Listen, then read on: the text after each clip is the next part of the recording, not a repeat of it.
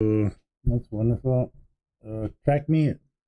Thank you very much. Well, you might not see too much of me this evening.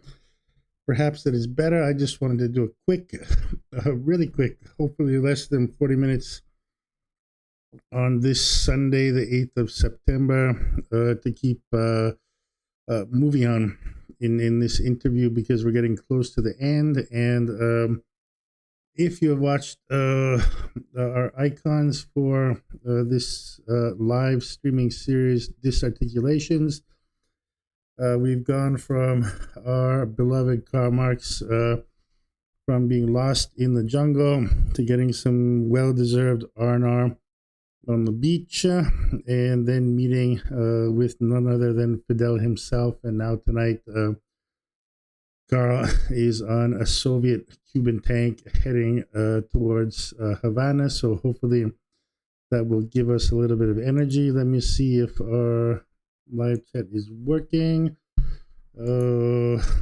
Good Sunday to everyone. So we have to program and communicate a program for these live streams because we're just showing up randomly. But as always, we appreciate anyone who took time to follow us, and we did have a lot of likes for the last few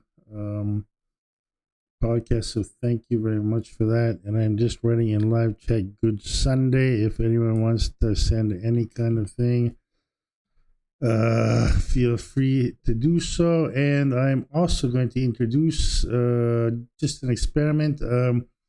We have Katerina with us, and Katerina, our lovely Katerina, I apologize, is obviously a virtual assistant, and she will be reading our texts in English in the hopes that she is much more mediatic, much more aesthetically pleasing and presentable, and reads with a better cadence. So I will intervene when necessary, and I just want to get straight into this and pick up from last night, which I found personally to be very, very interesting. So if I don't get lost here in these hundreds of thousands of windows that are opening everywhere, I am going to just have Katerina. She may crash. This is this is a beta from a company called A-Cool. We are not sponsored by A-Cool. It's a beta, and eventually they give you an API. So in theory, Katerina would theoretically be able to replace me, which might be a lot better for many of our followers. However, in the meantime, we are just going to we're going to translate what we went over yesterday because I still think it's so interesting, and we're going to ask where is Katerina? Here she is. To just reread briefly what we looked at yesterday, just to warm things up. So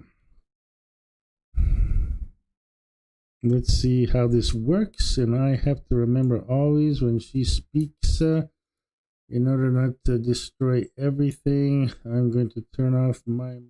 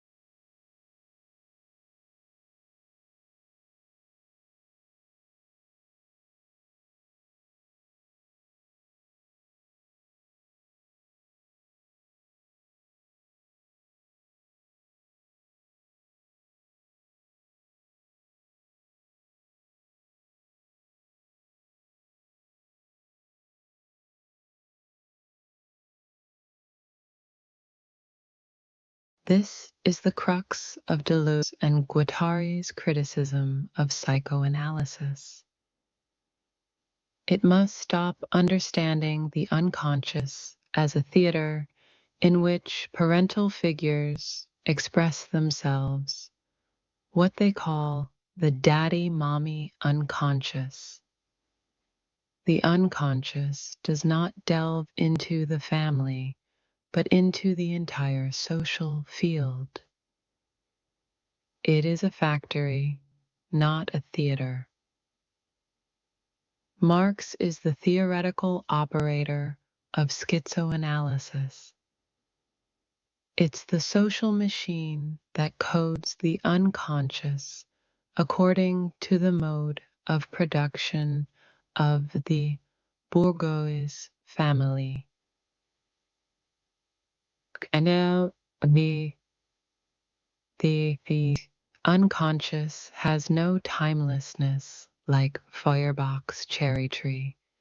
There is no human nature, only the historically determined production of social machines, hosts, semiotic arrangements must be diagnosed. Here, it's Marx who's being played off against Freud and Lacan.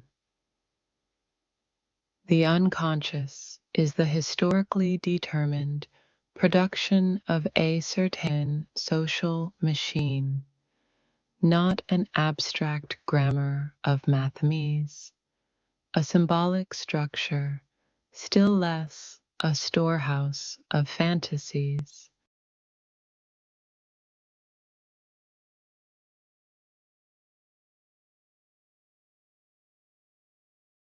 So perfect, and I am back. And just 1 second here.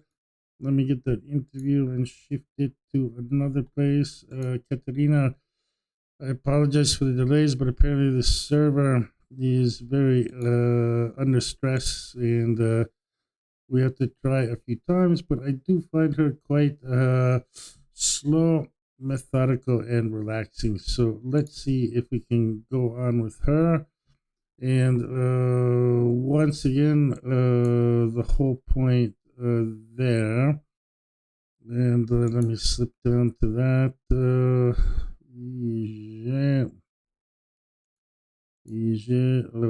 So we're live, so not incredibly organized. Organization could be much, much better, but unfortunately, we do not have too much time. So, once again, hang on.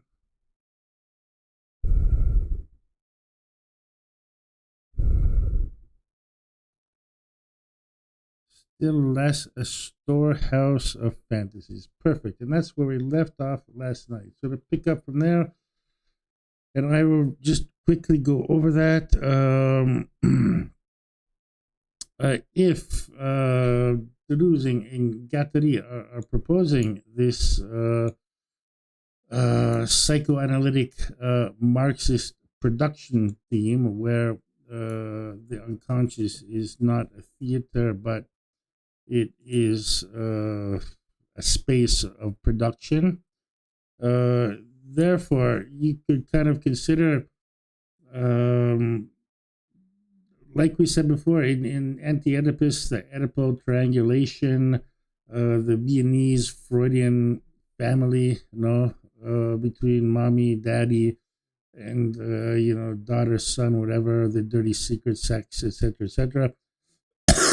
Which obviously, as we said yesterday, that breaks down and changes over time. But here we're saying essentially that, once you latch on to the idea of this historical machine of production, then it's pretty clear that in those times in Vienna for Freud, and also in those years in France, remember that Gilles Deleuze had said that the French population is the most Oedipal population that has ever existed, no? And that's daddy, mommy, me, the ego, I, me, etc., etc. The total opposite of Deleuze's works, and so in that period, the social machine would have subsumed, obviously, the bourgeois concept of family, but not only, obviously extending to the whole social field, and that it is in a state of becoming. It transforms, it mutates from throughout history. The concept of family in Greek times, in Roman times, in medieval times, in what the hell do I know? It would be interesting in the times of von Sacher-Masoch, in Hungary in the 18th century, where matriarchies would exist.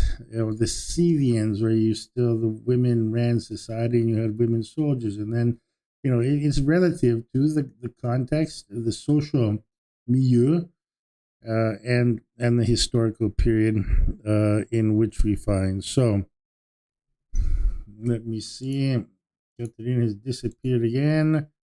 And so, in the end, they stated, ici, c'est bien Marx qui les jouait contre Freud et contre Lacan. So here it is Marx that is being used or played by Deleuze and Guattari against Freud, obviously, and like we said yesterday, easy target, but also against Lacan.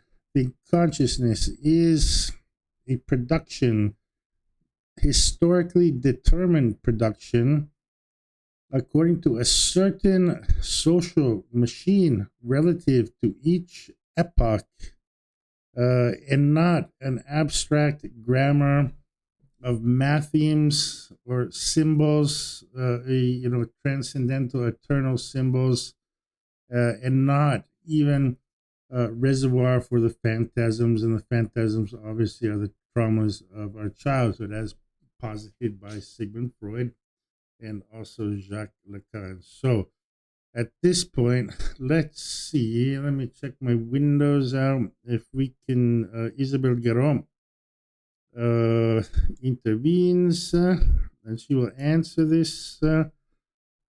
Let's see if Katerina is up to the task.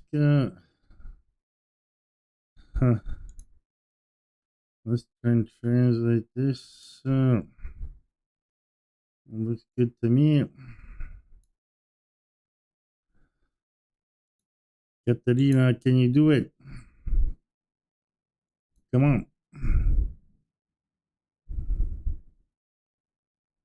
900 words. Let's see what Katerina can do.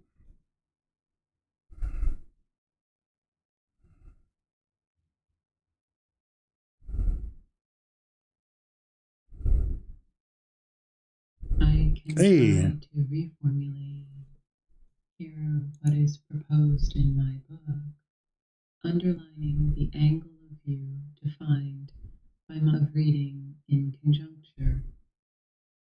If we start again from the conceptual invention itself, which I believe Deleuze and Guattari present, especially in the 2 volumes of Capitalism and Schizophrenia, as a certain relationship to Marx, it is in particular the notion of flux, of decoded market flows, that the state sets out as a matter of principle to recode, that is placed at the center of the new device. It serves to link trade flows and desires, and more generally, to enable a direct relationship between politics and the voting, an operation. Guys, whoa, I'm stopping that. My apology. Oh, whoa. Sorry, Katerina. I'm sure you guys got a terrible echo on that because obviously I forgot to switch input sources on OBS. So we're going to redo this. My apologies.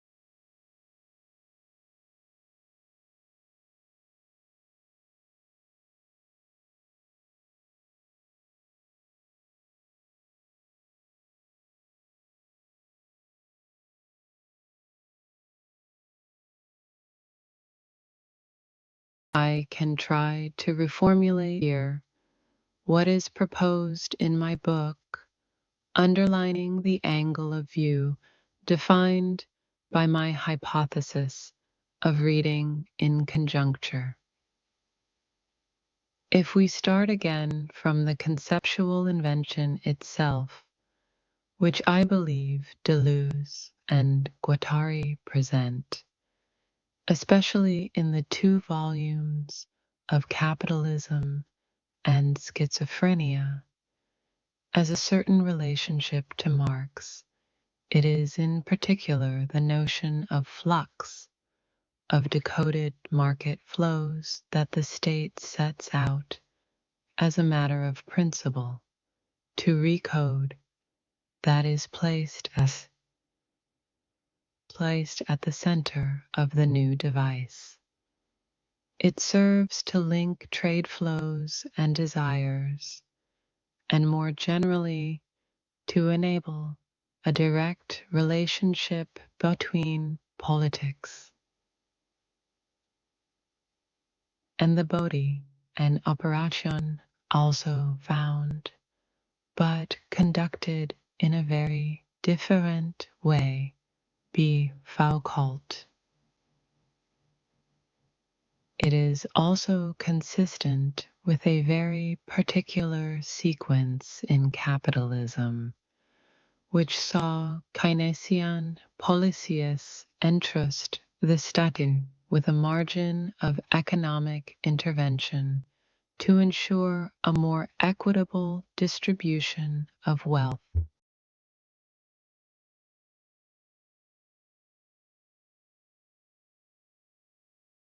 Once again, my apologies for the delay, but it might be better just to refresh before we send dear beloved Katerina out into the battlefield.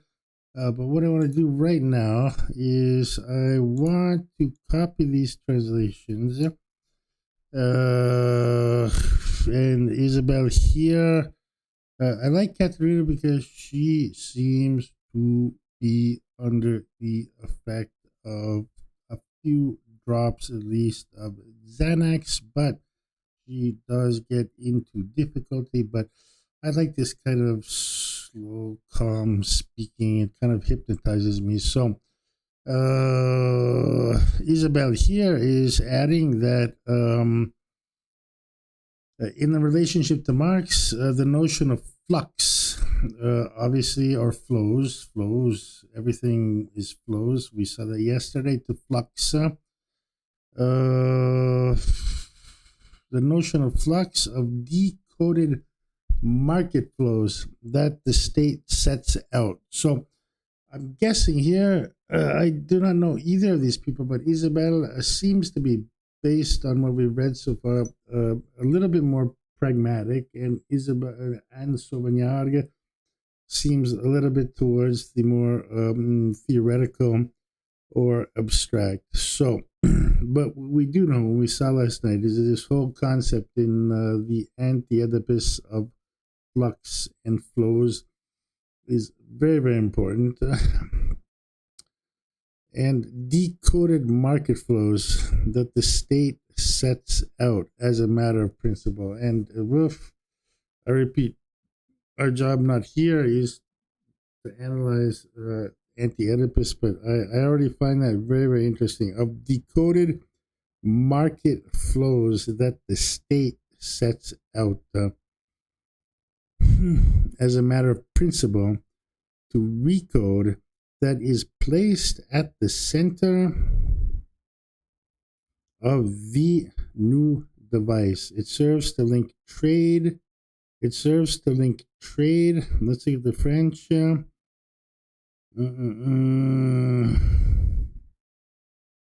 Tout spécialement dans les 2 volumes de capitalisme et schizophrénie, comme un certain rapport de Marx. C'est en particulier la notion de flux, des flux marchands. Okay, so yeah, that is market or commercial flows décodés, which are decoded, que l'État s'emploie par principe à recoder.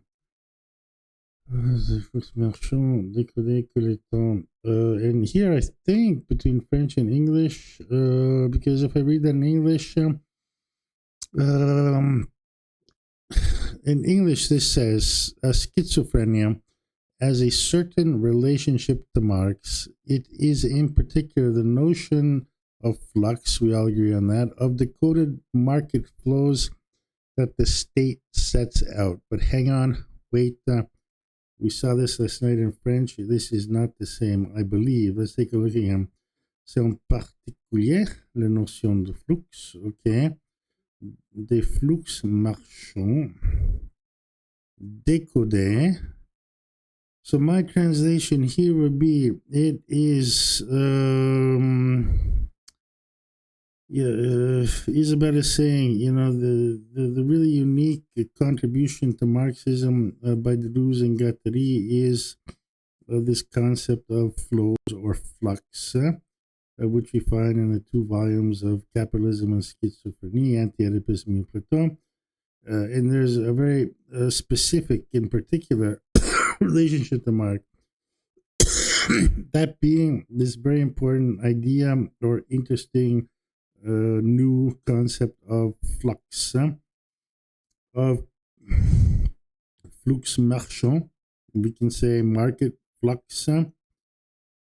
No, it's flux marchand décodé, uncoded market flows que l'État, which the state s'emploie par principe à recoder, qui est placé au centre du nouveau dispositif.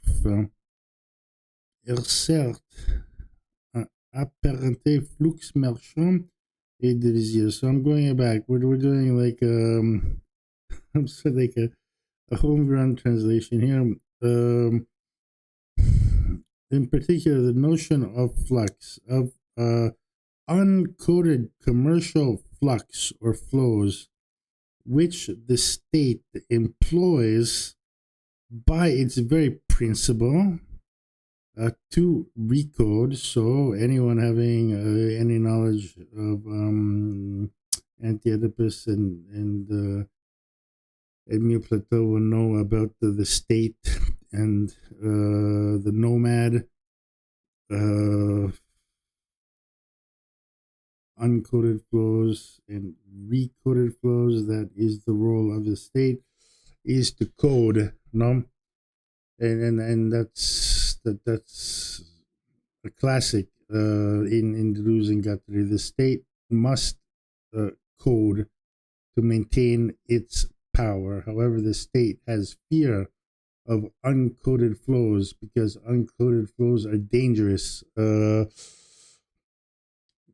One example amongst many with Deleuze and Guattari is like witchcraft. No, witches for the church were considered uncoded flows. These were, they burnt them at the stake, but they were women who apparently did not follow the codes of society. They were not good housewives. They did not mop the floors all day.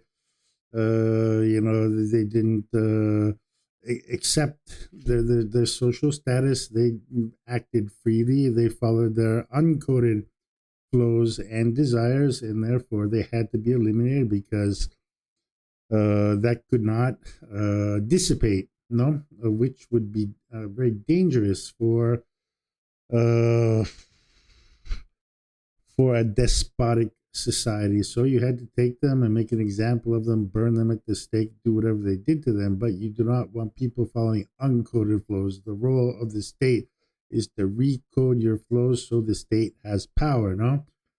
Not so hard to understand. Today, elections in the United States, I want to vote for, this is an uncoded flow. I want to vote for, I don't know, some candidate who's not a Republican, he's not Democratic, he's completely outside of, so it's complicated because obviously if you're desired to vote for, let's say, some kind of a true outsider. Uh, maybe years ago, Bernie Sanders. But it's complicated because your desire will be recoded by Bernie Sanders. But if you go outside of the acceptable regime, in which they'll give you, let's see if we can get uh, Katerina back. You are you're dangerous, no? Like I do not want to do any kind of opinion on the elections, but RFK, no opinions here. God knows what would happen to me, but he was totally, completely ignored by everyone because he was not did not conform to the codes that the state, that power wants. No, he was a wild card. He was different. He was maybe less corruptible than other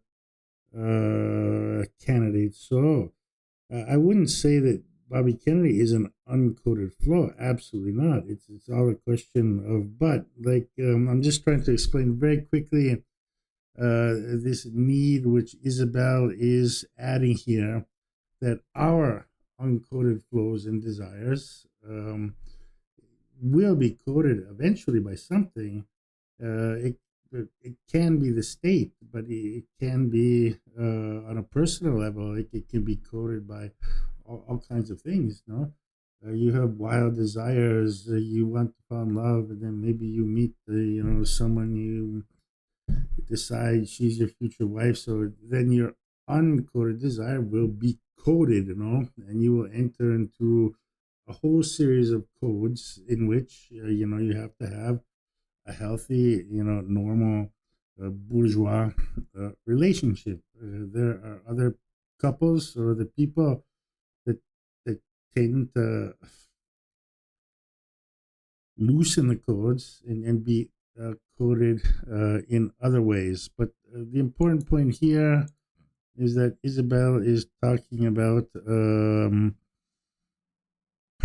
the state must always recode desires, and it must link trade flows and desires. So it has to link trade, hence, the role of Marx here, and desire, trade, commercialism, no, and more generally, to enable a direct relationship between politics and the body, an operation also found, but conducted in a very different way by Foucault.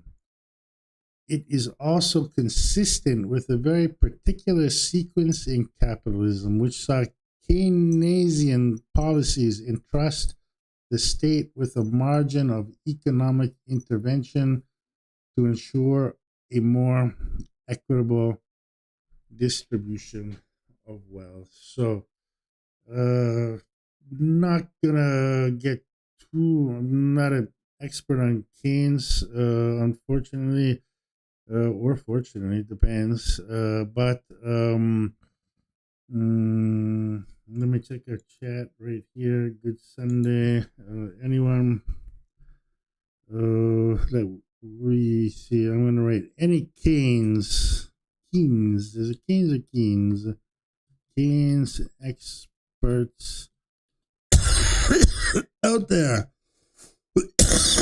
Please jump in, help us out. But obviously, what's important is the idea of the uncoded flow, according to Isabelle, and then the state must code that, and that manifests itself in many different ways. But this creates a direct relationship between politics and the body, but that means essentially the state and the body, and that's very, very wide. But we can go into COVID, pharmaceutical stuff. That's a direct relationship between the state and your body.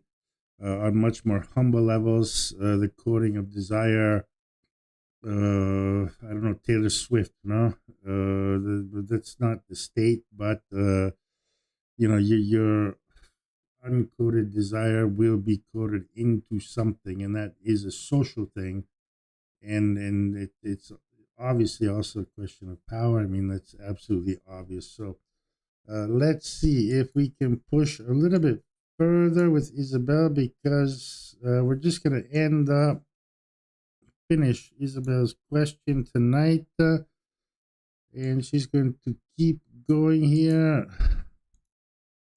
And let's see. We are going to hand this off now to Isabelle, and I have to remember we are going to refresh her. Choose again, make sure she's happy. Put her into repeat mode. I'm going to put in the text, and then I have to switch microphones. Otherwise, we are going to have a big disaster. I'm sorry, Catherine, I called you Isabelle, but I like both of those names. So let's see if it works. I'm going to go off.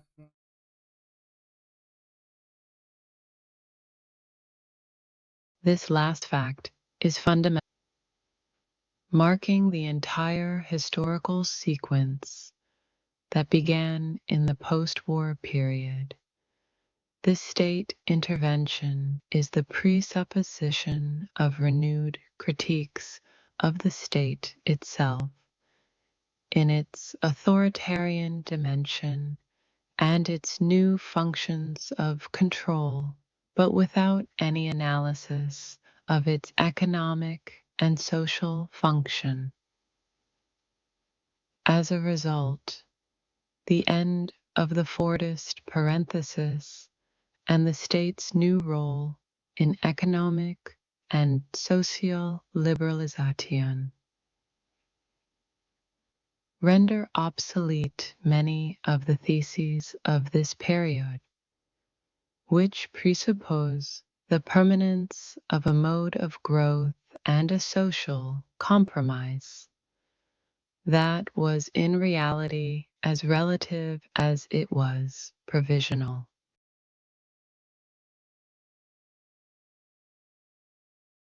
Katerina, thank you so much. I think we figured out how to make you work by now, but this piece, which we can see in its total form under Isabelle, so I should probably do smaller blocks of text so you can read that.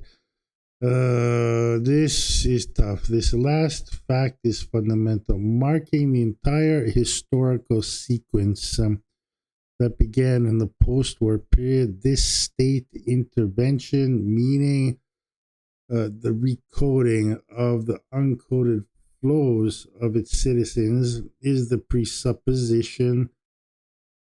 It presupposes renewed critiques of the state itself in its authoritarian dimension and its new functions of control, but without any analysis of its economic and social function.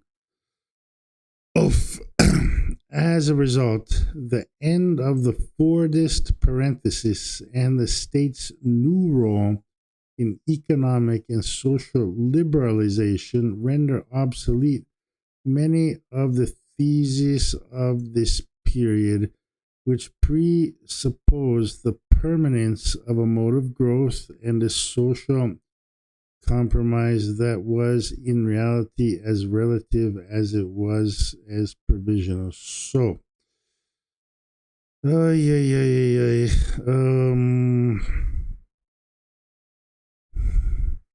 so we're talking about the post-war period, and I'm going to take a risk here, and I'm going to write on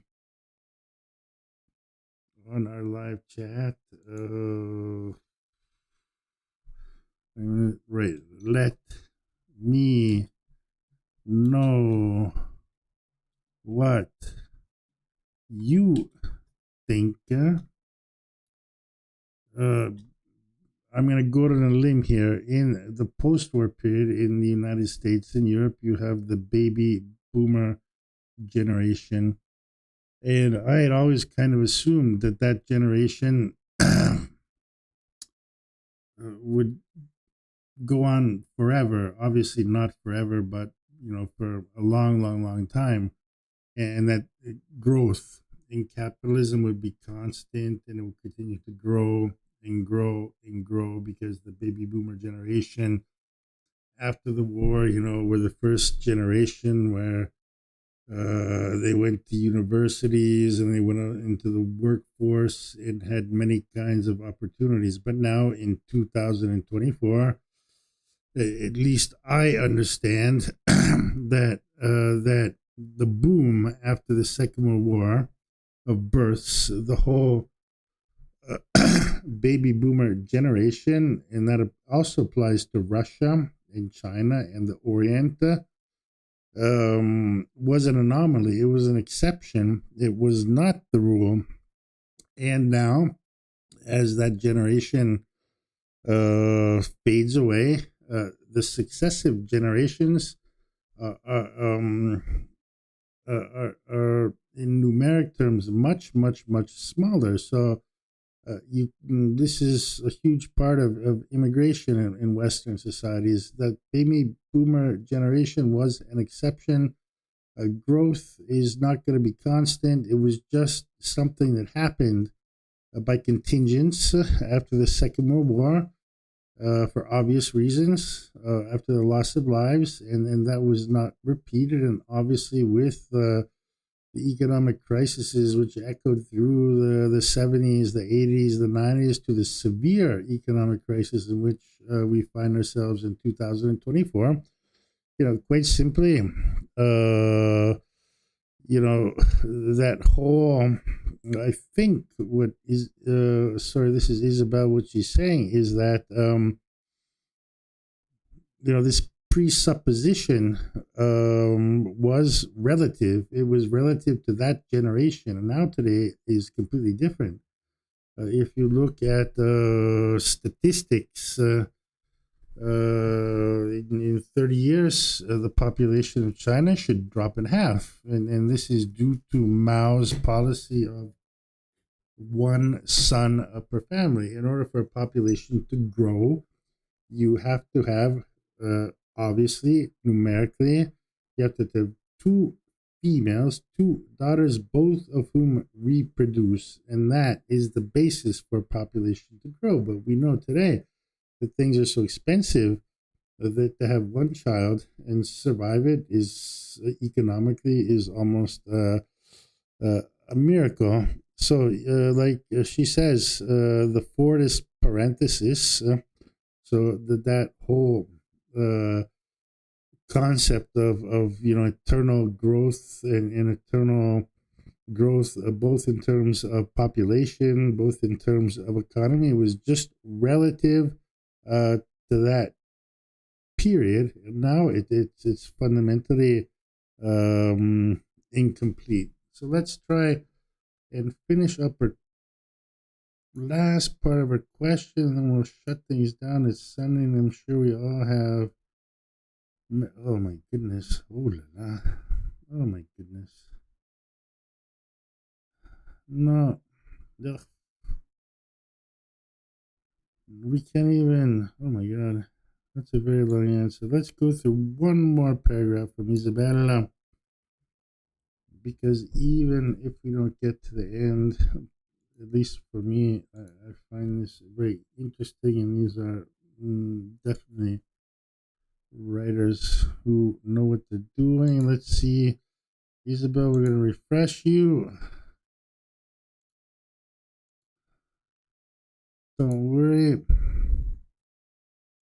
We are, at least I'm crazy about you, and I'm sure you're doing a better job than I could ever do. And let's see, this is a tough one, huh? Let's see if we can do this.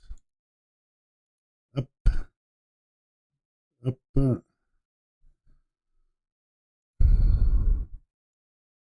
She's gonna stop at 1,000 characters. So, let's start talking. We'll see where we end up. I'm going to shut my mic down.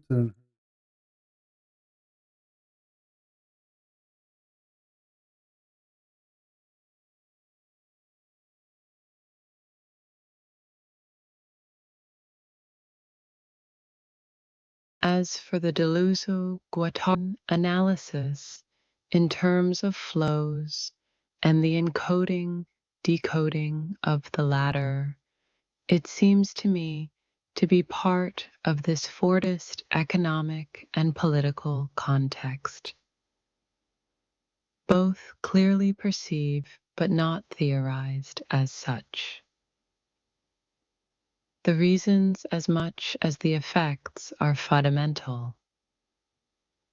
While Marx, for his part, saw capitalism as both a mode of production and a mode of exchange, the notion of flux tended to radically reorient the analysis of the economic and social world, highlighting what Marx saw as its dialectical core: class struggles and the contradictions between productive forces and the relations of production they support.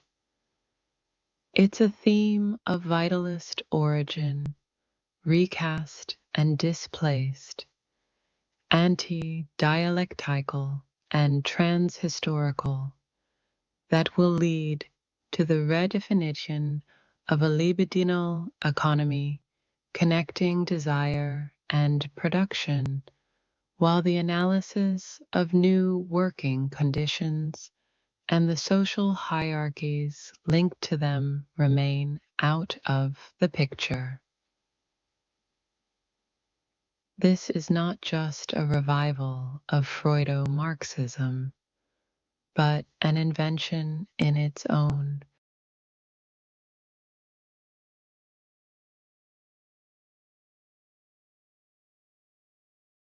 Thank you very much, Katerina. I'm going to shut you down. My apologies. And I'm going to throw pages where we're just going to look at this because I guess tomorrow we'll pick up on this part. But Isabelle here is seemingly reasonably or quite critical of the Deleuze-Guattarian project. Let's see if we can. Oh my God, what am I supposed to do with this? Margins, anyone? Hello. Oh my goodness.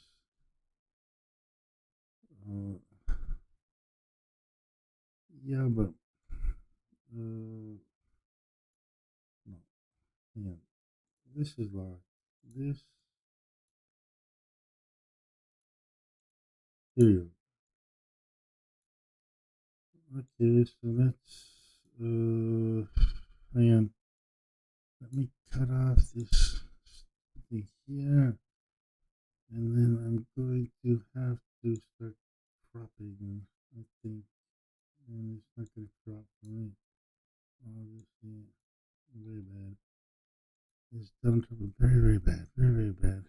Where is my pages?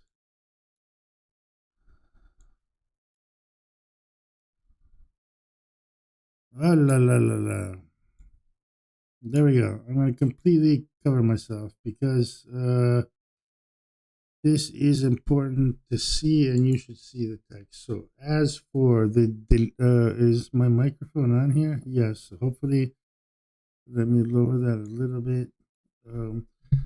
As for the Deleuze-Guattarian analysis in terms of flows and the encoding and decoding of the latter, it seems to me to be part of this Fordist economic and political context, both clearly perceived but not theorized as such. The reasons, as much as the effects, are fundamental, while Marx, for his part, saw capitalism as both a mode of production and a mode of exchange. The notion of flux tended to radically reorient the analysis of the economic and social world, highlighting what Marx saw as its dialectical core: class struggles and the contradictions between productive forces and the relations of production they support. It's a theme of vitalist origin, recast and displaced, anti-dialectical and trans-historical, that would lead to the redefinition of a libidinal economy, connecting desire and production, while the analysis of new working conditions and the social hierarchies linked to them remain out of the picture. This is not just a revival of Freudo-Marxism, but an invention in its own right. So she's saying that Deleuze and Guattari, in her opinion, yes, they did do something new, but it kind of echoes a revival of the Freudo-Marxism so common in the 1960s, opening up a new theorization of the body, desire, and power, objecting head-on to both Marxism and the dominant psychoanalytical tradition. So once again, I'm going to shut that window off for now, and I would say the interesting thing here, and I repeat, our scope here, as we've always said, is not to get so much into all of these intricacies, especially in the anti-Oedipus. It would take years or months and thousands of podcasts to go through the whole thing, because the whole issue is very, very dense, very, very interesting, but very, very dense. So essentially what Isabelle Gare is saying, in her opinion, is that Deleuze and Guattari together, through their creation of the philosophical concept of flux, essentially reorient the whole thing and essentially make it libidinal. And that was one of the reasons when we finish this. I guess it's going to take a few more days. Once we finish this, we're going to go back to Herman Rappaport's book on Vietnam, because he talks, there's some very, very interesting passages by him on technology and the libido, and how technology, in his opinion, as a Deleuzian, I presume, or as someone who had a good knowledge of Deleuze for that article, that technology and the libido cannot be separated from one another. Technology always has this libidinal aspect. So how to explain that? Like, really quickly, Deleuze and Guattari said that like the German National Socialists, before the beginning of the Second War, I've said this before on this podcast, I don't know if I'll get censored, but he said everyone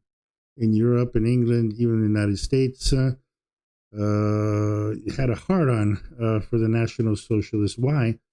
Of this whole libidinal element. So the libido is not purely sexual, but the point there is that, this National Socialist Party, pops up and are wearing black leather. No joke, huh? Black leather, and you're just missing the whips, and they're doing strange symbols, and the Luftwaffe, the Messerschmitt, all of these kinds of weapons are according to Deleuze and Guattari, fundamentally libidinal, no?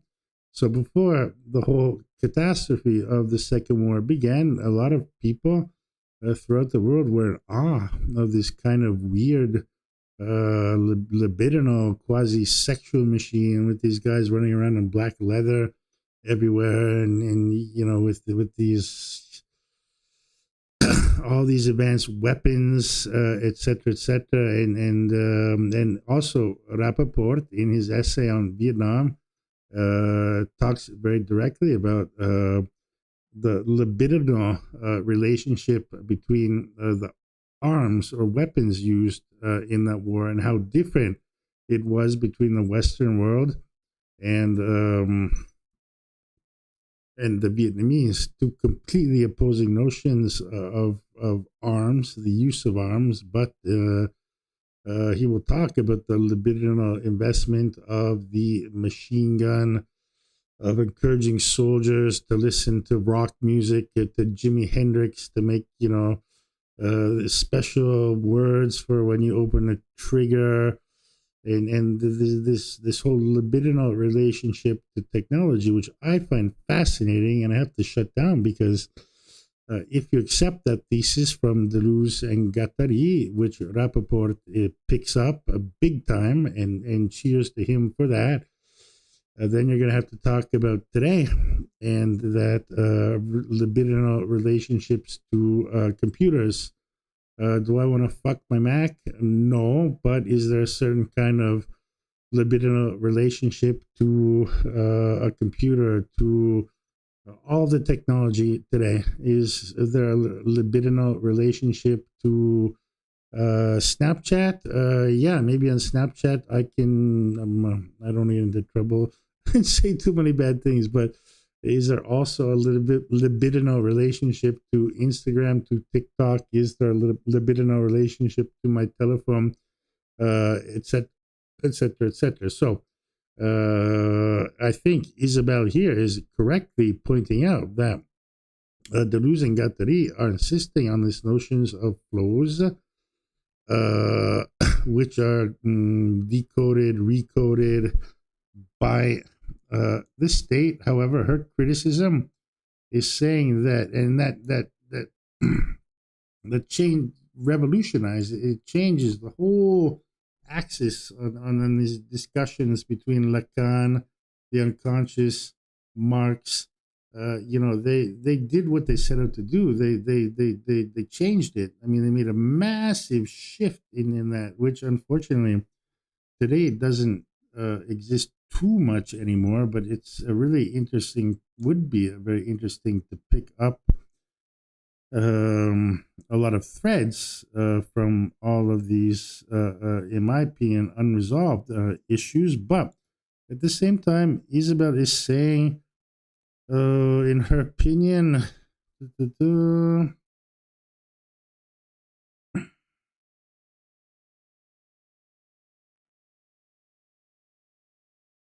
while Marx, for his part, saw capitalism as both a mode of production and a mode of exchange, the notion of flux tended to radically reorient the analysis of the economic and social world, highlighting what Marx saw as its dialectical core: class struggles and the contradictions between productive forces and the relations of production they support. So productive forces are essentially the proletariat, according to Marx, is inherently creative, and he is also abstract, and that is why he is revolutionary. However, he can produce, no?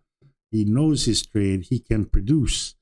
Then Marx would call a contradiction between that and what Isabelle says, the relations of production they support. So that simply means the capitalist, the factory owner who wants to exploit them, no? Maybe the proletariats are capable of doing something new and incredible, but the factory owner will say, no, we have sold, 100,000 shoes last year, and they must be the same next year because, according to me, capitalists, the market will want the same shoes for another year, for example. And then it gets into exploitation, no? Sales are getting lower. However, I, as a capitalist, have to increment my profit. So therefore, I'm cutting your salaries. Therefore, you have to work extra hours, exploitation. So that's, according to Marx, this contradiction between the inherent productivity of the proletariat and its relation to the relations of production that they support. In short words, that's the rulers, the bosses, the Steve Jobses, the Cooks, the Elon Musks, etc., etc. But she is saying, and this is one last important point, it's a theme of vitalist origin, recast and displaced, anti-dialectical and trans-historical. That's what Deleuze and Guattari oppose. That will lead to the redefinition of a libidinal economy, connecting desire and production. Here's the main point. Wow, the analysis of new working conditions and the social hierarchies linked to them remain out of the picture. So what Isabelle is saying is, yes, great, revolutionary, total reorientation of this relation between production, the conscient, Lacan, Freud, Marx, great. They did this big super reorientation of everything, very creatively with the concept of flows, coding, and recoding. However, Isabelle says, in following this path, in this creation of theirs, which led to the concept of libidinal economy, what got left by the wayside, what got kind of forgotten, was the possibility of Deleuze and Guattari trying to formulate, give concrete answers for new possible working conditions for the working class or the proletariat, and also a critique or the possibility of reversing existing bourgeois social hierarchies, which obviously still live on today. And so that's what's just important to understand in this point of the interview. You will, it may or may not be of interest to you. And then, you also have to ask yourself, Deleuze and Guattari, they can't do everything. No, Deleuze is a philosopher, obviously. He, as we've seen before, and I believe this to be true and very easy to demonstrate, he is not a member of the Communist Party. He is not a militant Marxist like Pierre Félix Guattari is. So you would also have to look into the works of Pierre Félix Guattari and see if, what he's done on his own to confront these problems of improving working conditions and social hierarchies, etc. I believe that would be another appointment. But if we looked into those books, I have no doubt that was of great concern to Guattari. But in the end, the writing for Gilles Deleuze, he had arrived at that point after Oedipus, in which he wanted to go on to concept making. And as he explains in What is Philosophy, for him, a philosopher fabricates concepts. So if you're looking from Deleuze's point of view, and I completely would agree with him here, is that he was worried with creating concepts. So when you get the Mu Plateau, you get into white walls, black holes, all kinds of concepts that he's trying to produce. And I think, at least in terms of Gilles Deleuze, I believe improving working conditions and social hierarchies as a philosopher for him was secondary. And we would have to look into Pierre Félix Guattari, but I do believe that Gilles Deleuze wanted to keep those books purely in the realm of philosophy and not as like a political critique or, or sit there and doing paragraphs on how we can improve working conditions in the factories. He That was a work of philosophy for Deleuze, and it was just not a priority. Not to say that he didn't do things. He had initiatives with Foucault and prisons, and he always did his best to help out a Tony Negri or to interview Elias Sambar for the Palestinian cause. But I think he made a distinction. Those books, those were the big works, and they had to be philosophical and philosophically consistent. No, not like a like as I already said, not like a machine desiring machine in the 1970s on how to improve, like not like a manual on how we're going to fix the factories in France. No, these are big philosophical works. That's not the place for them. No, Deleuze did what he did, but he kept that apart, separate from his philosophical oeuvre, as I think all philosophers in the history of philosophy have done. And therefore, while I do understand Isabelle Gare's point of view, as a Marxist, as me coming more from a philosophical background, it's interesting. I understand that, but Deleuze, in my opinion, I repeat again, his relationship to Marx was peripheral, and Guattari, it was just not a part of the scope of those books. And we can look into books by Pierre Félix, and I'm sure he was into computers and revolutionizing computers. He traveled to Greece to improve the condition of asylums in Greece. I mean, Guattari was very, very politically active. Isabelle's point is well taken, but once again, these are big, very important, huge philosophical books, and not, ways to improve on current working conditions. So I'm out. It's late. Thanks again for those that follow us, and hope to see you in the next few days. Take care. Good night and good